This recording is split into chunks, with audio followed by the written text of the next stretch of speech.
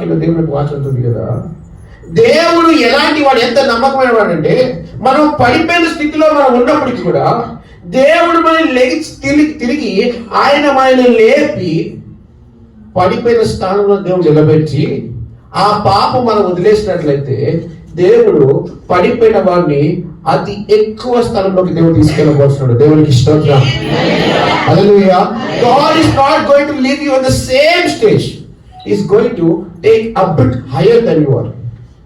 నువ్వు ఉన్న స్థితిలో కన్నా దేవుడు ఒక మెట్టు ఏం చేస్తాడు, దేవుడు ఎక్కించబోతున్నాడు. కాకపోతే ఇక్కడ అంటున్నాడు కదా, దేవుడు నమ్ముకున్నాడు. ఓకే, మరి నువ్వెలా ఉన్నావు ఈరోజు? అసలు వాగ్దానం మన జీవితంలో ఎందుకు నెరవేరట్లేదు? ఇప్పుడు ఆలోచించారా? ఇప్పుడు ఆలోచించారా వాగ్దానం ఎందుకు నెరవేరట్లేదు?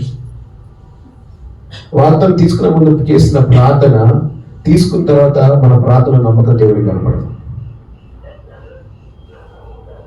దేవుడి జీవితంలో కార్యం చేయాలంటే దేవుడికి నీకు మధ్యన ఒక సంబంధం ఏర్పడబడాలి. There must be a connection between you and your God. నీకు నీ దేవుడి మధ్యలో ఏమి ఉండాలంటే ఒక సంబంధం ఉండాలి. ఆ సంబంధం ఉంటేనే దేవుడిని వచ్చిన మహిమ నీ జీవితంలోకి అదం ప్రోక్షించబడుతుంది. దేవునికి స్తోత్రం. హల్లెలూయా. అది ప్రోక్షించబడడానికి దేవుడు పంపించడం దేవుడు సిద్ధంగా ఉన్నాడు, కానీ పొందుకోవడానికి ఈరోజు మనం